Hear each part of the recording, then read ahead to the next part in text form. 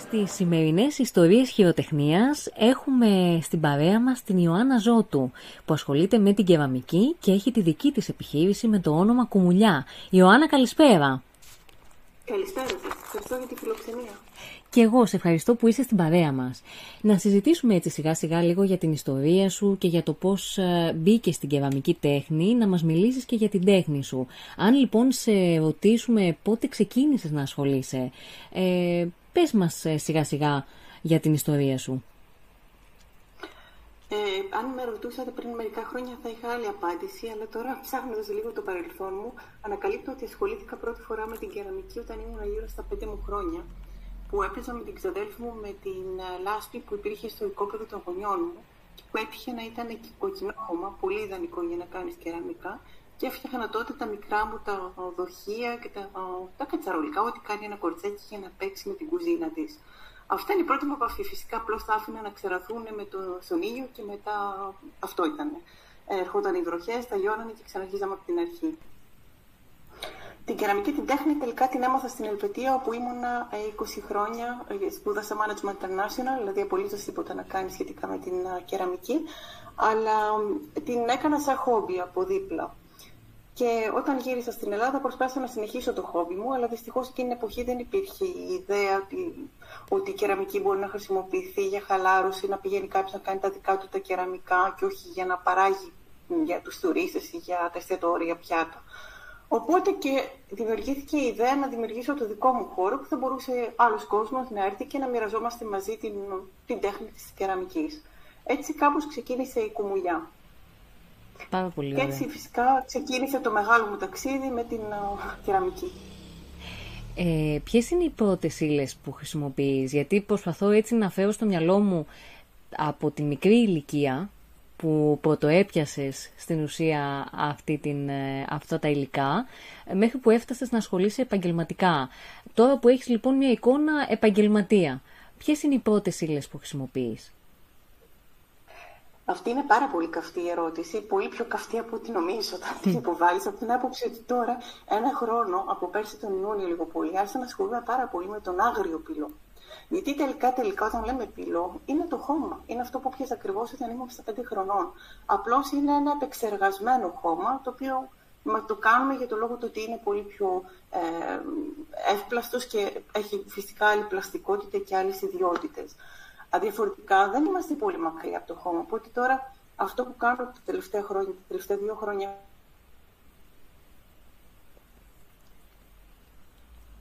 Έχει κοπεί το σήμα. Να εξετάζω, δηλαδή διάφορα. Με ακούς? Κόπηκε. Σε διακόπτω γιατί κόπηκε το σήμα εκεί που είπες αυτό που κάνω τα τελευταία 2 χρόνια. Τώρα, δηλαδή προς το τέλος, όχι από την αρχή. Τώρα, έτσι, τελευταίες κουβέντες. Εντάξει. Αυτό που κάνω αυτά τα 2 τελευταία χρόνια είναι να πάρω διάφορα χώματα που βρίσκω, ακόμα και το χώμα που έχω εδώ πέρα στο χώρο μου, γιατί είμαστε σε ένα πολύ όμορφο χώρο στο Κουμουλιά, το εργαστήριο. Εξέτασα το χώμα που έχω έξω στον κήπο μου. Και τελικά είμαι αρκετά τυχερή, γιατί το χώμα αυτό, αν και τα φυτά δεν πήγαινε καθόλου καλά, για να κάνει εγκυοπλαστική και κεραμική ήταν πάρα πολύ καλό. Είναι, τέλος πάντων, μου δίνει πολύ ωραία αποτελέσματα, οπότε εκμεταλλεύομαι αυτό το χώμα. Αλλά βέβαια όχι μόνο αυτό, γιατί όταν πηγαίνουμε, και αυτά έχει πολλά, ο άντρας μου έχει πολλά παράπονα να πει γι' αυτό, γιατί όταν πηγαίνουμε μια εκδρομή και βρίσκω ένα ενδιαφέρον χώμα, αμέσως θα μαζέψω κάποια ποσότητα για να πάω να την εξερευνήσω λίγο παραπάνω.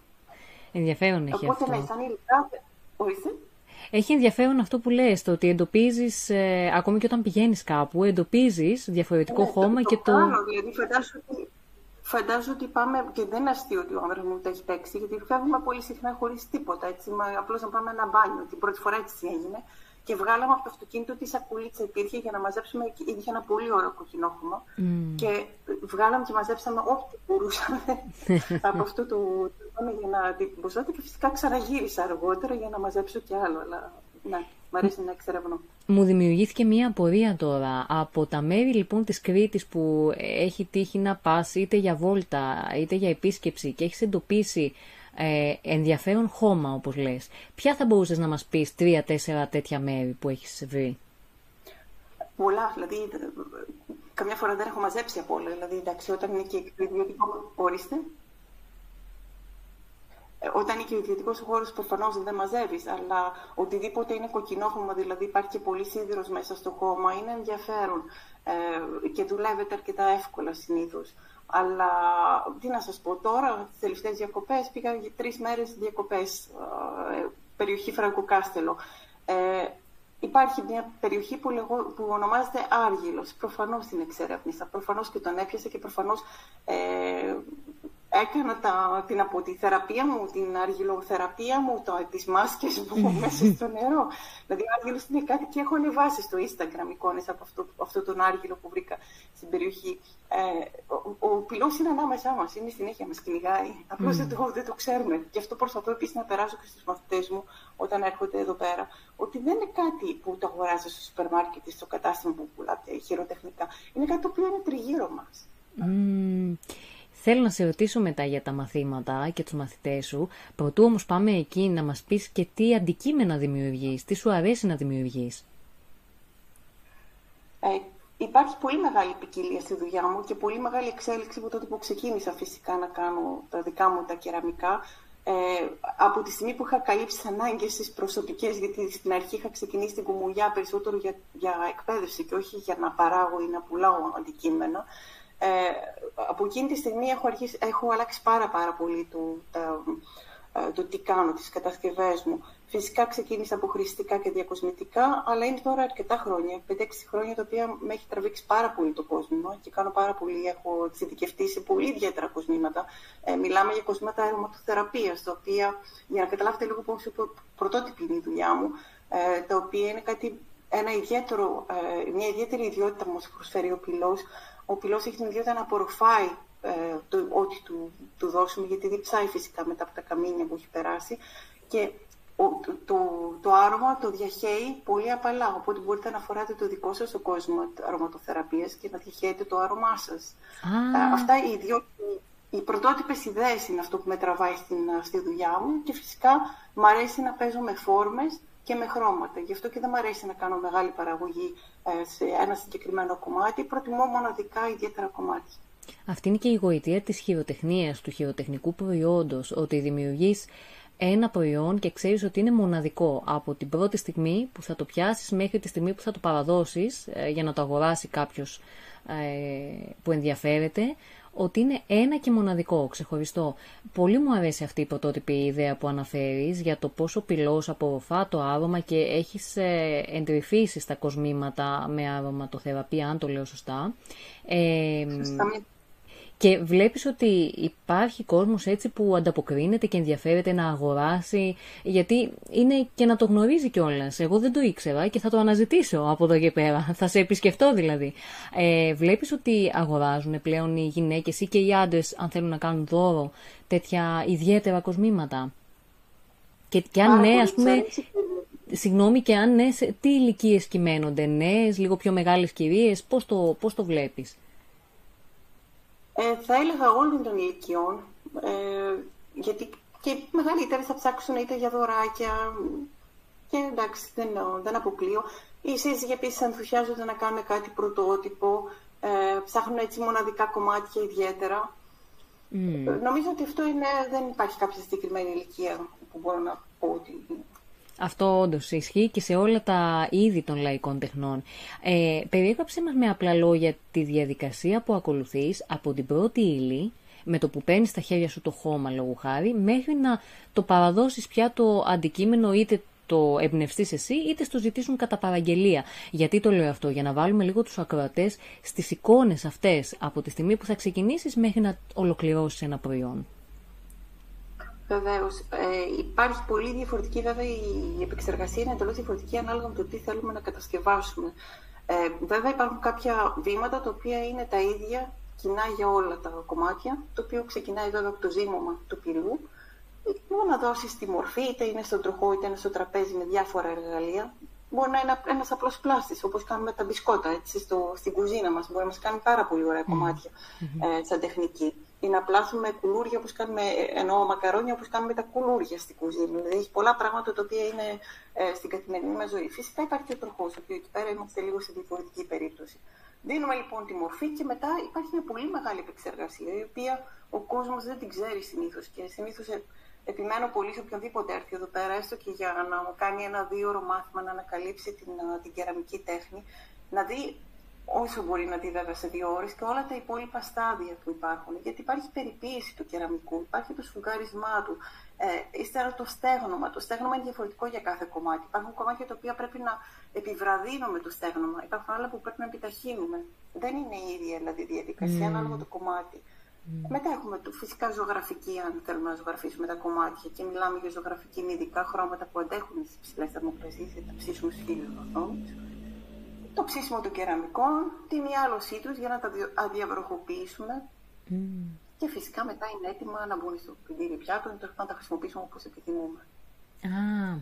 Ποια θέματα σε εμπνέουν, από πού αντλείς έτσι ιδέες για να δημιουργήσεις οποιοδήποτε αντικείμενο? Εν μέρει εποχιακά, αλλά όχι μόνο. Φυσικά το εποχιακό είναι ένα θέμα, είναι ένα τομέα που έχει πάρα πολλά πράγματα που μπορεί να ασχοληθείς. Διαφορετικά μπορώ να πω ακόμα και τα μάρκετ, ακόμα και οι πελάτες μου, ακόμα και οι μαθητές μου. Δηλαδή, κάποιος μπορεί να δω να κάνει κάτι και από εκεί εγώ άλλο να κάνει εκείνος και άλλο εγώ να φανταστώ. Ότι μπορώ να κάνω και αυτό θα μπορούσα να το κάνω κάπως αλλιώς και να βγάλω κάτι εντελώς διαφορετικό. Δεν μιλάω να κάνω αυτό που κάνει. Επίσης, στο μάρκετ είναι πολύ ενδιαφέρον το ότι παίρνω αντλώ, και γι' αυτό μου αρέσει και να πηγαίνω στα μάρκετ, αντλώ πληροφορίες και σχόλια από τους πελάτες, ότι ας πούμε έχω κάνει κάποια τα fortune cookies, που τα ξέρουμε από τα κινέζικα εστιατόρια. Ο σκοπός μου ήταν να βάζουν τα ξυλάκια και να είναι διακοσμητικά. Οι πελάτες μου όμως ερχόταν και τα ξαναπαίρνανε σε άλλα χρώματα. Και τους ρωτούσαμε γιατί τα παίρνετε. Μου λέει τα κάνουμε κολλιέ. Τα κάνουνε κολλιέ. Μάλιστα. Τα κάνουν κολλιέ, τα κρεμούσαν και τα κάνανε κολλιέ. Οπότε ναι, από εκείνη τη στιγμή και ύστερα προφανώς άλλαξα το fortune cookies μου, το έκανα adapté τέλος πάντων στο να γίνει κολλιέ. Οπότε έρχεται με κορδόνι, μπορεί να το μεθορεύει μετά ο άλλος. Δηλαδή οι ιδέες έρχονται έτσι. Αλλά μπορεί να είναι και κάτι που να δω έτσι τυχαία, στη φύση, κάτι να σκεφτώ. Μ' αρέσει πάρα πολύ επίσης οι πολύ απλές φόρμες και πολύ πρωτόγονη κεραμική. Μ' αρέσει πολύ αφρικάνικη κεραμική, τα αφρικάνικα κεραμικά. Ναι. Μ' αρέσει η Ιαπωνέζικη κεραμική, γι' αυτό και δουλεύω πολύ τώρα. Ακούμπου είναι ιδιαίτερη τεχνική Ιαπωνέζικη ψησίματος πια του κεραμικού. Και φυσικά, εντάξει, όπως είπα πριν, με το χώμα που ασχολούμαι, με ενδιαφέρει επίσης να δω λιγάκι πώς κάνουν οι προγονείς μας. Γιατί ωραία δουλεύουμε με το χώμα, αλλά μετά τι κάνουμε? Θα το ψήσουμε σε ένα ηλεκτρικό φούρνο? Προφανώς όχι. Και θα πάμε να κάνουμε κάτι μέσα με ξύλο. Να το ψήσουμε σε ένα λάκκο μέσα. Μου αρέσει πολύ που έβαλες στη συζήτηση το θέμα της πρωτόγονης, των πρωτόγονων απλών μοτίβων και της φύσης, γιατί νομίζω ότι οι τέχνες, αν παρατηρήσουμε όλες τις τέχνες, από εκεί παίρνουν τα πρώτα τους ερεθίσματα. Και μου αρέσει η ιδέα του ανεπιτίδευτου και εμένα, να το βλέπω αυτό όταν έχω μπροστά μου ένα χειροτεχνικό προϊόν. Σχετικά με τα μαθήματά σου που λες ότι διδάσκεις, μίλησε μας λίγο γι' αυτό. Τι μαθητές έρχονται, από ποιες ηλικίες, αν σου έχουν πει πώς τους βοηθάει αυτή η δραστηριότητα, τον κάθε έναν ξεχωριστά. Για πες μας για τη διδασκαλία σου. Λοιπόν, από ηλικίες θα έλεγα ότι στην Κουμουγιά μπορεί να έρθει κάποιος από 4 χρονών μέχρι 75, να πω 80. Έχω πάρα πολύ μεγάλη διαφορά ηλικιών. Φυσικά τώρα, επειδή έχω μεταφέρει το εργαστήριο στο Πετροκέφαλο, δουλεύω κυρίως με ενήλικες, πρέπει να πω. Δηλαδή τα παιδιά είναι λίγο πιο περιορισμένα. Αλλά όλες οι ηλικίες είναι ανοιχτές για την Κουμουγιά προφανώς και γίνονται πολλές δραστηριότητες ανεξάρτητα από τα μαθήματα που είναι μάλιστα είναι σε μια ιδιαίτερη βάση, από την άποψη ότι δεν είναι συγκεκριμένα τα ωράρια, οπότε ακόμα και κάποιος ο οποίος έχει περίεργα ωράρια λόγω εργασίας, έχει τη δυνατότητα να εξασκήσει την κεραμική τέχνη, γιατί εγώ πάντα ήθελα η Κουμουγιά να είναι ανοιχτή σε όλους. Υπάρχει δυνατότητα για κάποιον ο οποίος δεν ξέρει το πρόγραμμά του εκ των προτέρων. Είχα αστυνομικό η οποία δεν ήξερε την επομένη πότε θα χρειαστεί να εργαστεί. Δηλαδή είμαι ανοιχτή σε όλα αυτά τα άτομα τα οποία δεν μπορούν να καθορίσουν ένα συγκεκριμένο πρόγραμμα. Και φυσικά υπάρχουν και τα σεμινάρια, όλες αυτές τις δραστηριότητες που κάνω από δίπλα, είτε είναι για κόσμο, είτε είναι για ρακού που ανέφερα πριν, είτε είναι για να ψήσουμε τα κεραμικά όπως οι προγονείς μας, είτε είναι για να κατασκευάσουμε με χώμα, πολλά ιδιαίτερα πράγματα τα οποία γίνονται στην Κουμουγιά. Και φυσικά κάποια εποχιακά όσο είναι δυνατόν, χριστουγεννιάτικα και ό,τι άλλο τέλος πάντων υπάρχει. Και τώρα, το πώς βοηθάει, αυτό είναι πάρα πολύ μεγάλη η βοήθεια της κεραμικής. Έχω πολλά πράγματα να πω, θα τα πω λίγο πολύ συνοπτικά για να μην πάρω όλο τον χρόνο. Καταρχάς, βελτίωση φυσικής κατάστασης. Δουλεύει το σώμα, δεν το φαντάζεστε πόσο δουλεύουμε με μηχανήματα, δουλεύουμε με εργαλεία και όλα αυτά δουλεύουν το σώμα μας. Αυτοέκφραση. Μπορούμε να καλλιεργήσουμε τη φαντασία μας. Είναι μια συναισθηματική εκτόνωση μέσα του πυλού που γίνεται. Μειώνει το στρες μας. Υπάρχει μια ενεργή συμμετοχή. Όταν δουλεύουμε τον πυλό, πρέπει να είμαστε εκεί πέρα. Δεν μπορούμε να σκεφτόμαστε τα προβλήματά μας. Αναγκαστικά θα τα αφήσουμε πέρα. Ενισχύουμε τη συγκέντρωσή μας, γιατί τα χέρια θα αναγκαστούν να συνεργαστούν με το νου. Οπότε θα πρέπει να είμαστε, όπως είπα και πριν, ενεργοί. Υπάρχει το αίσθημα της αυτοεκτίμησης, γιατί θα κάνουμε πράγματα και θα τα πάμε σπίτι μας και θα τα δείξουμε στους φίλους μας και θα είμαστε, έτσι ξεκίνησα και εγώ δηλαδή, και θα είμαστε περήφανοι γι' αυτά. Και αυτό μας ανεβάζει και εμάς ψυχολογικά. Βλέπουμε ότι τα καταφέραμε, κάναμε κάτι. Και αυτό είναι πολύ σημαντικό. Βελτιώνει την ποιότητα της ζωής μας, γιατί πηγαίνουμε σε γκρουπ, συμμετέχουμε, έχουμε κάποια κοινωνικό ανταλλαγή με άλλα άτομα που κάνουν το ίδιο χόμπι. Ακούμε άλλες πληροφορίες. Γίνεται πολύ όμορφη συζήτηση μέσα στα μαθήματα. Επίσης, θα πω και ένα τελευταίο, ότι και αυτό είναι κάτι το οποίο το εξερεύνησε και πολύ μια μαθήτριά μου, η οποία τυχαίνει να είναι νευρολόγος, γιατρός, και έκανε και πέρσι μάλιστα μια έκθεση που έδωσε τα έργα της υπέρ του Alzheimer. Βοηθάει μειώνει την πιθανότητα της παρουσίαση κάποιος άνοια στα γεράματα. Γιατί φυσικά διηγείρει τον εγκέφαλο και εμποδίζει τα κύτταρα να τροφήσουν. Ναι. Οπότε θα ήταν ένα πολύ σύντομο, γιατί μπορώ να τα αναπτύξω ακόμα πολύ περισσότερο, ένα έτσι γρήγορο να πούμε σε τι ωφελεί ο πυλός και τι υποφελούνται οι μαθητές μου. Και ένα τελευταίο, θα τελειώσω μια εικόνα που έχω τελευταίο στο μυαλό μου. Τελευταίως τώρα είναι μερικές μέρες, ήρθε μια μαθήτριά μου και μπήκε μέσα στην αίθουσα και την έβλεπα, εντάξει, είχε τις έννοιες της, τις στενοχώριες της, δεν ξέρω τι, και την είδα και της λέω όλα καλά και μου λέει όχι, το κατάλαβες, της λέω ναι. Μετά από κανένα μισάωρο η ίδια μαθήτρια τραγουδούσε. Υπέροχο. Υπέροχο. Το τονίζουμε όσο μπορούμε ότι οι λαϊκές τέχνες και ειδικά αυτές οι τέχνες της χειροτεχνίας είναι ψυχοθεραπευτικές. Και όπως τα κατάφερες πραγματικά μέσα σε 1 λεπτό να συνοψίσεις τα ωφέλη της κεραμικής τέχνης, θα ήταν πολύτιμο αν μπορούσαν να το ακούσουν αυτό, να φτάσει δηλαδή στα αυτιά μικρών και μεγάλων, για να επιλέξουν ως δραστηριότητα την κεραμική τέχνη ή οποιαδήποτε άλλη λαϊκή τέχνη. Βοηθάει πάρα πολύ κυρίως στο στρες, αλλά και σε όλα τα άλλα ωφέλη, είτε γνωσιακά, αναπτυξιακά, για τον εγκέφαλο να λειτουργεί. Εσύ τα είπες όλα, τα αποτύπωσες, τα χαρτογράφησες όπως έπρεπε. Και πολύ χαίρομαι που το κάνεις αυτό, και να σου πω την αλήθεια, ζήλεψα κιόλας λίγο για να μπορέσω να έρθω κι εγώ σε κάποια από τα μαθήματα. Μακάρι να σε δούμε βέβαια και στην πόλη του Ηρακλείου, έτσι κάποιο σεμινάριο αν γίνει, να μπορέσουμε να σε παρακολουθήσουμε και στα social, που θα τα πούμε μετά προς το τέλος, πώς μπορεί να σε βρει κάποιος. Κρατάω το κομμάτι αυτό, τα ωφέλη που έχει η δραστηριότητα, και θα σε γυρίσω λίγο πάλι στην επιχειρηματική διάσταση της κεραμικής, γιατί ναι μεν είναι πολύτιμο σαν δραστηριότητα, πολύτιμη για κάποιον για να περνάει τον ελεύθερο χρόνο του, αλλά θα ήθελα να συζητήσουμε και το ενδεχόμενο να ασχοληθεί κάποιος από τη νέα γενιά, νέα παιδιά, να ασχοληθούν επαγγελματικά με την κεραμική αγκιοπλαστική, με αυτόν τον κλάδο. Ποιες δυσκολίες βλέπεις εσύ να υπάρχουν, για να δούμε μεν αν είναι και αποθαρρυντικό για κάποιον νέο χειροτέχνη που θα ήθελε να ασχοληθεί, αλλά από την άλλη αν υπάρχουν και ευνοϊκές συνθήκες, ώστε να πούμε, να δώσουμε έτσι αυτό το φιλικό χτύπημα στην πλάτη ενός νέου παιδιού που του αρέσει και θα ήθελε να ανοίξει, να κάνει έναρξη επιχείρησης. Σίγουρα δεν είναι καθόλου εύκολο. Σίγουρα, αν το ξεκίνησα, δεν ήταν για να βγάλω χρήματα, ήταν γιατί ήταν το πάθος μου, και αν δείτε τις κριτικές που λαμβάνω, είτε είναι στο Google, TripAdvisor ή οπουδήποτε αλλού, είναι ότι όλοι έχουν καταλάβει ότι έχω πάθος με αυτό, και πολύ πιθανό να βγει και σήμερα στην εκπομπή σας. Όταν έχεις πάθος, ξεπερνάς όλες τις δυσκολίες. Αλλά τώρα συμβουλή να δώσω για κάποιον, Δεν είναι εύκολη καιρή. Είναι σίγουρα κάτι το οποίο θα προσφέρει ο Έλληνας σαν κάτι έξτρα. Δεν είναι οι βασικές ανάγκες που πρέπει να καλύψει. Και σίγουρα είμαστε στο έξτρα του.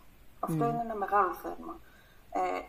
Όσο για την εκτίμηση της χειροτεχνίας, είναι σίγουρο ότι το βλέπω και στα μάρκετ όταν πηγαίνω και γι' αυτό μου αρέσει επίσης να έχω αυτή την επαφή.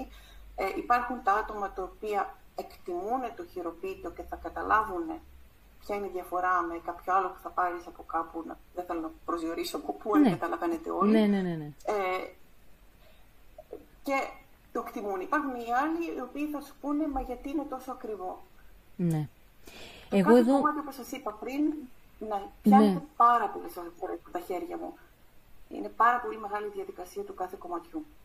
Το καταλαβαίνω, γιατί το συζητούσαμε και στην προηγούμενη εκπομπή με τον καλαθοπλέκτη, τον Γρηγόρη το Διαλεκτάκι, το πόσο σημαντικό είναι όταν αφιερώνει χρόνο ο χειροτέχνης και κόπο για να δημιουργηθεί ένα προϊόν, αυτό το προϊόν δεν μπορεί να είναι να έχει την ίδια τιμή οικονομικά, δηλαδή, για τον τελικό καταναλωτή που θα το αγοράσει, από ότι ένα εργοστασιακό προϊόν.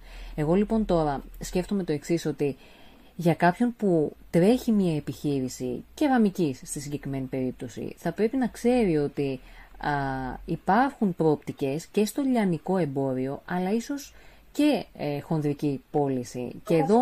Συγγνώμη, έχασα την επικοινωνία, δεν άκουσα. Ναι. Αυτό που λέω είναι ότι αυτό που θα πρέπει να δοθεί έμφαση είναι και στο λιανικό εμπόριο, αλλά και στη χονδρική πώληση. Αφενός ο κόσμος που εκτιμά το χειροτεχνικό προϊόν θα σπεύσει να το αγοράσει, ενώ θα το εκτιμήσει να το αγοράσει, θα το αναζητήσει ίσως, αλλά αυτό ίσως που θα έπρεπε να δοθεί μάλλον προσοχή, θα έπρεπε να δοθεί και στη χονδρική πώληση και συγκεκριμένα σε μαγαζιά, σε χώρους, είτε είναι στον τουρισμό είτε στην εστίαση, να κάνουν μαζική παραγγελία τέτοια προϊόντα και να μην τα αγοράζουν τυποποιημένα από χώρους έτσι λίγο πιο εργοστασιακούς, θα λέγαμε. Βέβαια, στο επίπεδο που μπορεί ένας χειροτέχνης, μια χειροτεχνική επιχείρηση, είτε είναι ένα άτομο είτε έχει βοηθούς, να μοιραστούν τη δουλειά, να υπάρξει μια συνεργασία για να μπορεί να βγει η τελική παραγγελία. Δηλαδή να δοθεί έμφαση όχι μόνο στο λιανικό εμπόριο, αλλά και στη χονδρική πώληση. Από τοπικές επιχειρήσεις. Έτσι, αναφέρομαι λόγω χάρη σε μια ταβέρνα, σε ένα μικρό ξενοδοχείο. Θα μπορούσε λοιπόν να γίνει παραγγελία σε χειροτεχνικές επιχειρήσεις για να προμηθευτούν είτε με κεραμικά προϊόντα, είτε με ψάθινα καλάθια κλπ. Δουλεύεις χονδρική πώληση, έχει τύχει να συνεργαστείς? Είναι τώρα ένας χρόνος, θα έλεγα 1-2 χρόνια που ασχολούμαι λίγο πιο προσεγμένα με την χονδρική πώληση και εκεί πέρα μπήκαν και καινούργια ερωτήματα σαν επιχειρηματίας. Οκ, έχω στις 2 χέρια, Ιωάννα, τι κάνεις, τι πρώτο κάνεις, γιατί όλα τα κάνω μόνη μου. Παίρνεις συνεργάτη ή τέλος πάντων συνεχίζεις μόνη σου και κάνεις λιγότερα και καλύτερα? Αποφάσισα το δεύτερο, λιγότερα και καλύτερα. Γιατί θεωρώ ότι είμαι πάρα πολύ, θέλω όλα να είναι τέλεια. Και θα είναι λίγο δύσκολο να συνεργαστώ με κάποιον και να τα κάνει λίγο διαφορετικά. Δεν λέω ότι θα τα κάνει χειρότερα απαραίτητα. Αλλά θέλω αυτά που βγαίνουν να έχουν την υπογραφή μου. Δηλαδή είναι πραγματικά που δουλειά, δεν είναι κάτι άλλο από πίσω. Ναι, το να πιάσεις χοντρική είναι ένα άλλο κεφάλαιο, είναι διαφορετικό. Είναι επίσης ωραίο, είναι ενδιαφέρον για μένα σίγουρα επειδή είναι κάτι και πιο καινούριο. Δούλευα χοντρική, αλλά με μονομένες περιπτώσεις επειδή μου το ζητούσαν. Δεν είχα πάει σε εκθέσεις. Πέρσι άρχισα να πηγαίνω σε εκθέσεις και θεωρώ ότι ήταν μια πολύ καλή εμπειρία και σκοπεύω να την συνεχίσω τα επόμενα χρόνια. Και το ευχόμαστε κι εμείς από την πλευρά μας. Και μάλιστα στο Ηράκλειο κιόλας γίνονται αρκετές. Εγώ εύχομαι να βγεις και εκτός Ηρακλείου, εκτός Κρήτης και εκτός Ελλάδας να ταξιδέψει η κουμουλιά. Πού μπορεί να σε βρει κάποιος, είτε σαν φυσικό κατάστημα, εργαστήρι μάλλον, είτε σαν ψηφιακό τόπο? Καταρχάς, πολύ απλά, γκουγκλάροντας στην κουμουλιά, κουμουλιά.gr, όπου μπορείτε να βρείτε και e-shop, μπορείτε να βρείτε αρκετά από τα πράγματα, όχι όλα βέβαια, γιατί είναι πάρα πολύ κωδική, όπως είπα, ότι έχω πάρα πολύ ιδιαίτερη δουλειά, αλλά πάρα πολλά κομμάτια υπάρχουν ήδη στο e-shop, είναι στη διάθεση άμεση. Διαφορετικά από το Ερχόμενη από το Πετροκέφαλο, από το χώρο του εργαστηρίου, είμαι 10 λεπτά από το Βιπαγνί, δεν είμαι μακριά από το Ηράκλειο. Από εκεί πέρα, με ραντεβού πια, γιατί όπως δουλεύω και μαθήματα και σεμινάρια και διάφορες άλλες δραστηριότητες, πρέπει να κλείσετε ραντεβού για να έρθετε. Μπορείτε και να αγοράσετε επιτόπου κεραμικά, πρωτότυπα, αλλά και να παρακολουθήσετε κάποιο σεμινάριο, να έρθετε για ένα μάθημα. Μπορεί να έρθετε μόνο για μια φορά, για ένα 2ωρο μάθημα. Δεν είναι απαραίτητο δηλαδή να ακολουθήσει κάποιο έναν κύκλο μαθημάτων. Ναι, το καταλαβαίνω. Και είναι πάρα πολύ ενδιαφέρον αυτό. Νομίζω ότι θα σε επισκεφτώ κι εγώ. Μέσα στο μήνα να ξέρεις ότι θα με δεχτείς. Δεν ξέρω αν θα μπορώ να έρχομαι σταθερά, θα προσπαθήσω, αλλά οπωσδήποτε θα έρθω να δω τον χώρο και το εργαστήρι. Και να σου κάνω κι εγώ, να σου κάνω και μία τελευταία ερώτηση, γιατί πάντα μου αρέσει να ακούω την ιστορία πίσω από το όνομα που δίνουμε στην επιχείρησή μας, σε ένα project κτλ. Γιατί λοιπόν ονόμασες την επιχείρησή σου Κουμουλιά? Η Κουμουλιά είχε να ονομαστεί Τροχός, γιατί ήμουν τότε πάρα πολύ απορροφημένη από τον τροχό. Ήταν η μαγεία του τροχού τα πρώτα χρόνια, οπότε είχα σκοπό να την ονομάσω Τροχό. Αλλά έκανα ένα ψάξιμο έτσι στο ίντερνετ και είδα ότι Τροχός ήταν αυτοκίνητα. Οπότε δεν ήταν το κατάλληλο όνομα για να διαλέξω. Οπότε Κουμουλιά το ανακάλυψα, είναι μια κριτική ονομαστία που δεν την ήξερα. Προφανώς να ανακάλυψα, γιατί είμαι από την Αθήνα, ότι υπάρχει αυτή η λέξη που ουσιαστικά είναι το χώμα που δεν είναι κατάλληλο για γεωπονική, αλλά είναι κατάλληλο για την κεραμική τέχνη. Και αμέσως το συνδύασα με τη λέξη φωλιά, Κουμουλιά, φωλιά, και μ' άρεσε η οικειότητα που δίνει και νομίζω ότι ακόμα διατηρώ λιγάκι πίσω στο νου μου αυτό το φιλικό, το πνεύμα, το ότι είμαστε μια παρεούλα, είναι ένα στέκι. Αυτή τη ζεστασιά της παρεούλας την ένιωσα και εγώ σήμερα μετά από τη συζήτησή μας. Ευχαριστούμε την Ιωάννα Ζώτου με την Κουμουλιά και την κεραμική της τέχνη που εμπλούτησε τις σημερινές ιστορίες χειροτεχνίας.